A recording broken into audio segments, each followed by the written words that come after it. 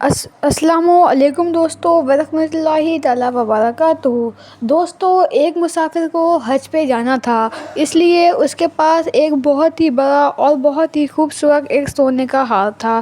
وہ اسے بازار کی طرف لے جا رہا تھا بیچنے کے لیے۔ اسے بیچ کر اسے کچھ پیسے ملیں گے جس سے وہ حج کرنے چلا جائے گا۔ جیسے ہی وہ بازار میں پہنچا، اس نے بہت لوگوں کو یہ قیمت دکھائی، یہ ہار دکھایا، بہت ہی اچھا ہار ہے، اسے لے لو، پر کہیں پہ بھی اسے اتنی قیمت نہیں مل پا رہی تھی جتنا وہ چاہ رہا تھا۔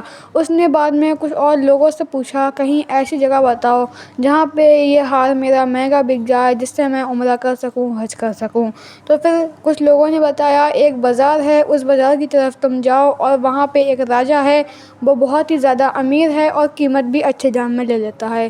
وہ شخص وہیں پر گیا اور وہاں جانے کے بعد وہ جو مسافر تھا، اس نے عطر فروش کو اپنا امانت دے دی اور بولا، جیسے ہی میں لوٹوں گا اس کے جتنے بھی صحیح پیسے آپ کے بنیں گے وہ میں آپ کو دے دوں گا۔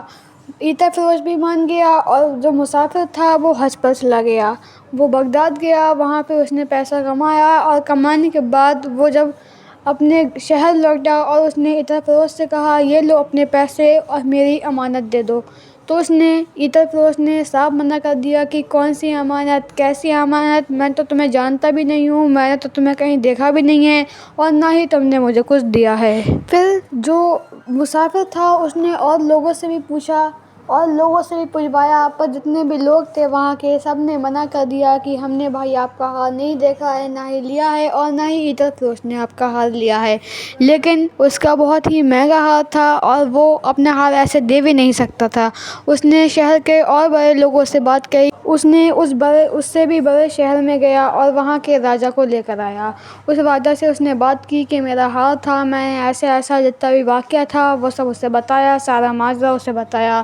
تو اس نے بتایا کہ تم 3 دن تک لگاتار اس کے یہاں جاؤ اور اپنا ہار مانگو، اور پھر چوتھے دن کو اگر وہ نہیں دیتا ہے 3 دن تک، تو چوتھے دن کو تمہارا ہار دے دے گا۔ اس نے ایسا ہی کیا، 3 دن تک وہ جاتا رہا مسافر، اور عطر فروش اس سے منع کرتا رہا کہ میرا ہار بھائی تمہارے پاس نہیں ہے، نہیں ہے، نہیں ہے، اور ایسا ہی چلتا رہا۔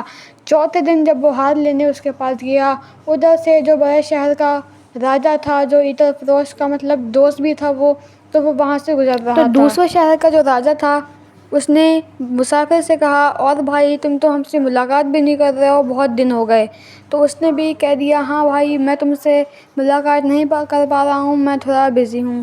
تبھی پھر یہ کہہ کے وہ چلا گیا۔ جو بڑے شہر کا راجا تھا وہ وہاں سے روانہ ہو گیا، اور اس کے بعد جو عطر فروش تھا اس نے سوچا، یہ تو اتنے بڑے اس کا وہ ہے، یہ مجھے پکڑ کے لے جائے گا، اور اگر اس نے مجھے پکڑ لیا پھر میری اس میں پھانسی بھی ہو سکتی ہے۔ وہ گیا، بولا اور اپنے مسافر سے بولا، جو مسافر تھا اس سے بولا کہ بتاؤ بھائی تمہاری کوئی نشانی ہو۔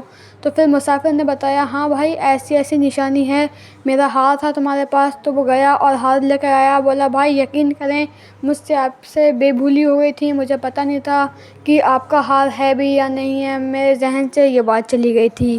تبھی پھر جو بڑے شہر کا راجا تھا وہ آیا اپنی سیناؤں کے ساتھ اور اس کو پھانسی کی سزا دی۔ جو عطر فروش تھا اسے پھانسی کی سزا دی، اور اس سے بولا، جو مسافر تھا اس سے بولا، جاؤ تم اپنا ہار لے کر جاؤ، اور اس کی وہیں پھانسی ہو گئی۔